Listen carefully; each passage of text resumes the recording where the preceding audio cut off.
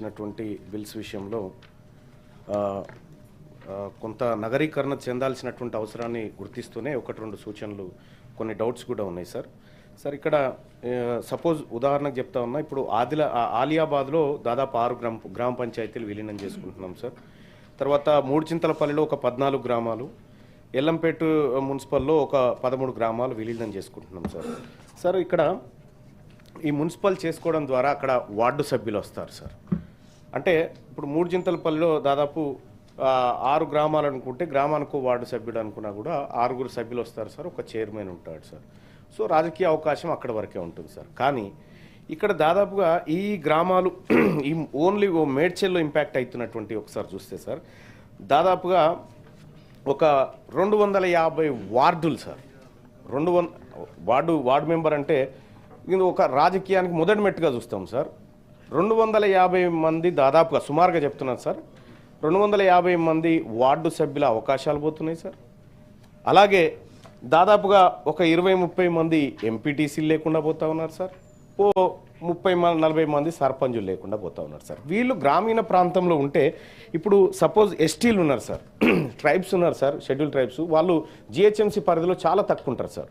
So municipal పరిధిలోకి వచ్చినప్పుడు వాళ్ళ అవకాశాలు తగ్గిపోతూ ఉంటాయి సార్. ఎందుకంటే మిగతా జనాభాతో కంపేర్ చేసినప్పుడు వాళ్ళ జనాభా తక్కువ ఉన్నప్పుడు వాళ్ళకి అవకాశాలు తక్కువగా ఉంటాయి.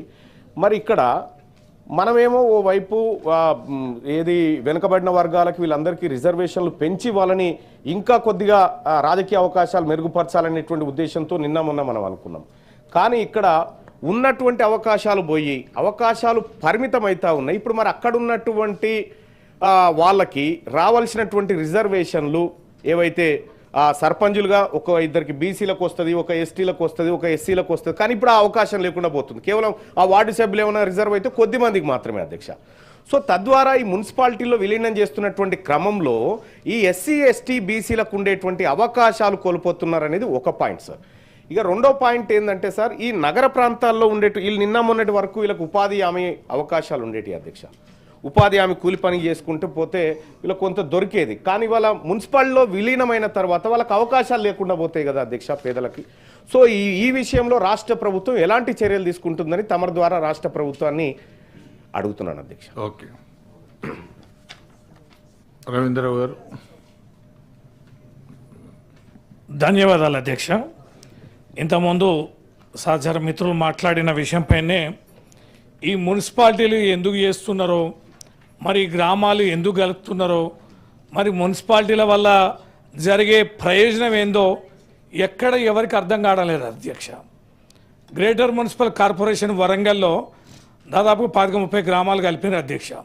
వాళ్ళ గోస చూస్తే అరి గోస. ₹1 కూడా ఆ గ్రామాలకి అభివృద్ధి పోదు, పైసలు ఇయ్యరు. తర్వాత పోతే వారికి సంబంధించిన ఇల్లు కట్టుకోవాలన్నా ఇంటి పన్నులకు సంబంధించిన విపరీతమైన కాస్ట్ అధ్యక్ష. వరంగల్ నడిబొడ్డున ఏ ఖర్చు అయితే వస్తుందో ఓ ఇల్లు కట్టుకోవడానికి ఇంటి పన్ను వస్తుందో ఆ గ్రామాల్లో కూడా అదే పరిస్థితి ఉంటుంది అధ్యక్ష. కలిసిన వాళ్ళేమో బోర్న ఏడుస్తారు, ఇక మున్సిపాలిటీలు కాని వాళ్ళేమో సంబరపడతారు ఏదో మున్సిపాలిటీ అయితే వస్తుందని అధ్యక్ష. మళ్ళీ మున్సిపాలిటీలో కూడా అధ్యక్ష ఆ పాలక వర్గం ఉంటుంది, వాళ్ళకైతే చిన్న పవర్ కూడా లేదు అధ్యక్ష. మొత్తం అధికారులదే. ఆ ఇన్ఛార్జి అడిషనల్ కలెక్టర్ ఉంటాడు, ఆ తర్వాత మున్సిపల్ కమిషనర్ ఉంటారు, వాళ్ళదే ఇష్టారాజ్యం. అత్యంత బలహీనమైనటువంటి శక్తి పవర్ అనేది ఎలక్టెడ్ బాడీస్కి ఉంది, పరిపాలన పరంగా వారికి లేదు.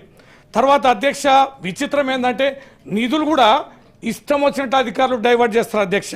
ఫర్ ఎగ్జాంపుల్ మా మైబాద్ మున్సిపాలిటీలో శ్మశాన వాటికలు కట్టడానికి లేదా మార్కెట్లు గిడ్డంగులు కట్టడానికి అనేక రకాలుగా ఈ జనరల్ ఫండ్ను కూడా డైవర్ట్ చేస్తారు అధ్యక్ష.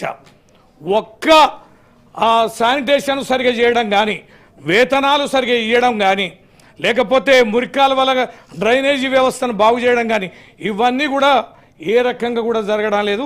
ఈ సందర్భంగా ఎట్లాగైతే చట్టం అయిపోతుంది, కానీ ఒక విషయం మాత్రం పరిగణలోకి తీసుకోవాలని నేను మీ ద్వారా ప్రభుత్వానికి గౌరవ మంత్రి గారికి విజ్ఞప్తి చేస్తున్నాం. ఈ యొక్క అధికారులకు సంబంధించి ఏదైతున్నదో ఏదైతే వాళ్ళకి అధికారాలు ఇవ్వబడ్డాయో అది తగ్గించి ప్రజాప్రతినిధులు వారి కోరికను నెరవేర్చడం కోసం, ప్రజల కోరికలు నెరవేర్చడం కోసం ప్రజాప్రతినిధులు పాలకవర్గం పనిచేయాలి కనుక వాళ్ళకు కూడా డిస్క్రిమినేషన్ పవర్ ఇచ్చేలా చూడమని ఒక విజ్ఞప్తి, విలీనమైన గ్రామాలని ప్రత్యేకంగా చూడాలనేది రెండో విజ్ఞప్తి. ఏదైతే మా గతంలో నిధులను కేటాయిస్తామని హామీ ఇచ్చినామో కోట్లాది రూపాయలు, ఆ హామీలకు సంబంధించి డబ్బులు ఇవ్వాలని, మున్సిపాలిటీకి ఏదైతే సంబంధించిన నిధులని మనమైతే గ్రామంలో ఉన్నంత పరిపాలనా సౌలభ్యం మున్సిపాలిటీలో ఉండాలి అధ్యక్ష. మున్సిపాలిటీ అంటే ఏంది, ఓ చెత్త ఓ డస్ట్ ఒక కంపు ఉంటుందని. నేను నిన్న మొన్న ఆఫ్రికా దేశాలు పోయి వచ్చిన అధ్యక్ష, అందుకనే మా సభలో లేను.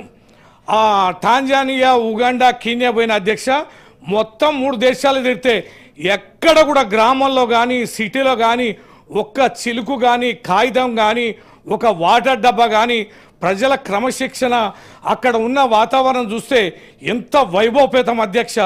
అత్యంత సుందరంగా పరిపాలన అక్కడ మున్సిపాలిటీస్ వ్యవస్థ ఉన్నాయి. మరి ఇక్కడ ఎందుకు మనం ఉండలేకపోతున్నామంటే నిధుల కొరత, పరిపాలనా ఆధిపత్యం, తర్వాత పరిపాలనపరమైనటువంటి అవకాశాలు వారికి ఇవ్వకపోవడం అనేది ఇది చాలా చిన్న చూపు ఉంది అధ్యక్ష. మున్సిపాలిటీలకి సక్రమంగా నిధులు ఇచ్చేలా, అక్కడ ఎంత మేరకు ఉన్నదో వాటిని ఇచ్చేలా, ఈ గ్రామాలని విలీనమైన గ్రామాలను కూడా ప్రత్యేకంగా అభివృద్ధి పరిచేలా తప్పనిసరిగా ప్రయత్నించాలని మీ ద్వారా ప్రభుత్వానికి విజ్ఞప్తి చేస్తున్నాను. బండ ప్రకాష్ గారు. అధ్యక్షుల వారికి ధన్యవాదాలు సార్. ఇప్పుడు ఇందులో పురపాలక సంఘాలు మైక్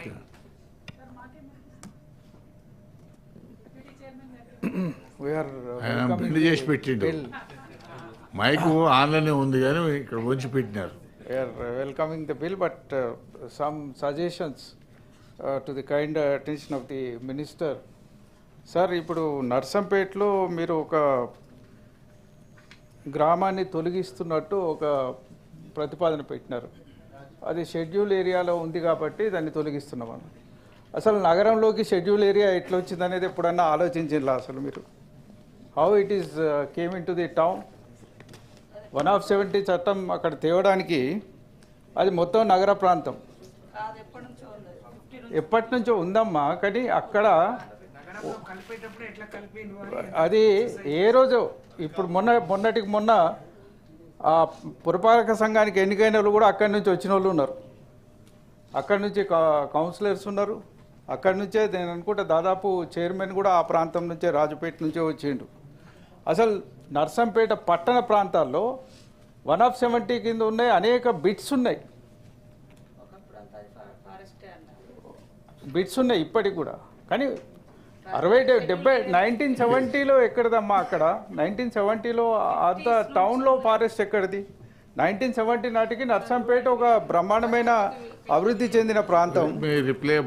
నా రిక్వెస్ట్ ఏంటంటే గౌరవ మంత్రి గారికి ప్లీజ్ దయచేసి మంత్రి గారు తప్పనిసరిగా ఇది ఫారెస్ట్ అధికారులతో మీరు మాట్లాడాలి. ఇవి నగరంలో 170లు ఉన్న వాటిని అసలు ఏం చేద్దామనేది కూడా దయచేసి ఆలోచించండి. పట్టణ ప్రాంతాలలో 170 వస్తే అసలు అక్కడ ఏం నిజంగానే పాపులేషన్ ఉంది, అక్కడ 170 వచ్చింది, నిజంగానే ఫారెస్ట్ ఏరియా ఉంది, డీప్ ఫారెస్ట్ ఉంది అంటే ఒక అర్థం ఉంది. కానీ నగరంలో ఇండ్ల మధ్య 170 పెట్టి ఇదే కాదు, నర్సంపేటలో another bits also is there. టౌన్లో ఇవాళ నగర పంచాయతీకి ఉన్నప్పుడు కూడా 170 చట్టం అనేది నగరంలో కొన్ని ప్రాంతాలలో విస్తరించి ఉన్నది. దయచేసి వీటన్నిటి కూడా మీరు దయచేసి ఎగ్జామిన్ చేయండి. అది ఇంపార్టెంట్ అంశంగా ఈ సందర్భంగా నేను మనవి చేస్తున్నాను. అంతేకాకుండా ఇలా హైదరాబాద్ చుట్టుపక్కల ప్రాంతాల్లో కూడా మీరు పురపాలక సంఘాలు చేస్తున్నారు. హైదరాబాద్ చుట్టుపక్కల భయాందోళన కూడా ఉంది. ఇప్పుడు 3 చింతలపల్లి ఇవన్నీ చేస్తున్నారంటే మళ్ళా మాట్లాడిండు. అసలు మీరు కీసరా ఈ ప్రాంతంలో ఉన్న వాళ్ళందరూ తెచ్చి కార్పొరేషన్లు ఎక్కడేస్తారు అని భయంతో కూడా ఉన్నారు వాళ్ళు. హైదరాబాద్ కార్పొరేషన్లు ఇస్తే ఇంకా దుర్భరం అవుతాం మేమంతా అని. కనీసం ఇప్పుడు మల్లన్న చెప్పిన అనుమానాలు తీరాలంటే చట్టంలో ఉండే వార్డు సభ్యుల ఎన్నిక కూడా మనం చేయాల్సిన అవసరం ఉంది సార్. మరి రాజీవ్ గాంధీ గారు ప్రవేశపెట్టిన విధానమే అది. కార్పొరేటర్ కౌన్సిలర్ కింద కూడా వార్డు మెంబర్స్ ఉండాలనేది చట్టాలలో ఉన్నది, కానీ అది అమలు అవుతలేదు పురపాలక సంఘ చట్టాలలో. దయచేసి దాన్ని అమలు చేస్తే ఈ రిజర్వేషన్లు ఈ ఇబ్బందులు కూడా ఉంటాయి, ప్రజల యొక్క ప్రాతినిధ్యం ఇంకా మరింత పెరిగే అవకాశం కూడా ఉంటుంది. కాబట్టి ప్రజల్లో కూడా భయాందోళన ఉండదు. రెండోది ఏంటంటే ఈ హైదరాబాద్ చుట్టుపక్కల ప్రాంతాల్లో చేసేటప్పుడు మాత్రం చాలా జాగ్రత్తగా అక్కడ ప్రజల మనోభావాలు దెబ్బతినకుండా వాటిని పురపాలక సంఘాలు చేయడం కానీ మిగతా చేయాలి. ఇందులో మూడో అంశం ఏంటి సార్ అంటే ఎమ్మెల్సీలకు ఓటు హక్కు కల్పించడం, రాజ్యసభ మెంబర్లకు కల్పించలేదని. కాబట్టి again I'm coming in to our protocol problem.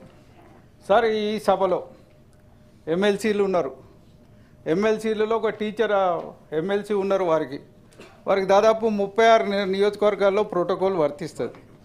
42 వారికి 42 నియోజకవర్గాల్లో ప్రోటోకాల్ వర్తిస్తుంది. లోకల్ బాడీ నుంచి ఎమ్మెల్సీ ఉన్నారు, వారికి ఉమ్మడి జిల్లా మొత్తం ప్రోటోకాల్ వర్తిస్తుంది. దురదృష్టమైంది సార్, మేము అందరం అసెంబ్లీ నుంచి ఎన్నికైన వాళ్ళం ఉన్నాం, మేము ఎంచుకున్న నియోజకవర్గం తప్ప ఎక్కడ ప్రోటోకాల్ వర్తించదు. ఇది ఎక్కడి పద్ధతి? రేపొద్దున రాజ్యసభ మెంబర్ వస్తే కూడా గదే పరిస్థితి. నేను రాజ్యసభలో ఉన్నప్పుడు కూడా అనుభవించిన. లోక్సభ మెంబర్కేమో ఆయన పరిధి మొత్తం 7 నియోజకవర్గాల్లో ప్రోటోకాల్ వర్తిస్తుంది. రాజ్యసభ మెంబర్ ఏడ పుట్టి పెరిగిండో ఆయన ఆఫ్ చేసుకున్నాడో అక్కడే వర్తిస్తుంది. దయచేసి వీళ్ళకి ఓటకు కల్పించడే కదా సార్, వీళ్ళ ప్రోటోకాల్స్ ఏంటిది, ఈ పద్ధతి ఏమిటి అనేది కూడా మీరు దయచేసి ఆలోచించండి. As a legislature affairs minister మీకే పూర్తి బాధ్యత దీని మీద ఉంది. దీన్ని క్లారిఫై చేయాల్సిన అవసరం ఉంది. రేపు పొద్దున గౌరవ సభ్యులకు ఎవరైతే శాసన మండలికి శాసనసభ మీ ద్వారా శాసనసభలో సభ్యుల యొక్క విలువైన ఓటు ఆ తెలంగాణ రాష్ట్రానికి ప్రాతినిధ్యం వహించే ఆ శాసనసభ నుంచి ఎన్నికైన వాళ్లకు సరైన గౌరవం కల్పించే విధంగా కూడా మీరు చర్యలు తీసుకోవాల్సిందిగా ఈ సందర్భంగానే మనవి చేస్తున్నాం. Okay, thank you. Doctor Yadav Reddy గారు.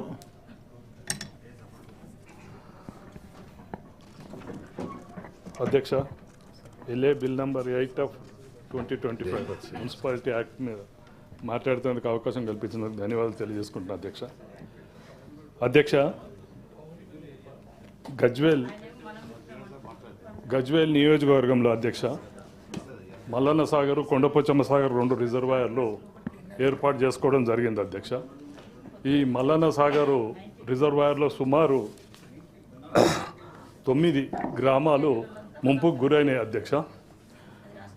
ఈ ముంపుకు గురైన గ్రామాల ప్రజలను గజ్వేల్ మున్సిపాలిటీ పరిధిలోని ముట్రాజ్పల్లి రెవెన్యూ గ్రామ పరిధిలో అకామిడేషన్ ఇవ్వడం జరిగింది అధ్యక్ష. అయితే వీరి పరిస్థితి ఎట్లుందంటే ఇప్పుడు అక్కడ వీరు గ్రామ పంచాయతీ నిబంధనల ప్రకారము వాళ్ళకు వర్తిస్తుందా లేకపోతే మున్సిపల్గానో అర్థం కావడం లేదు అధ్యక్ష.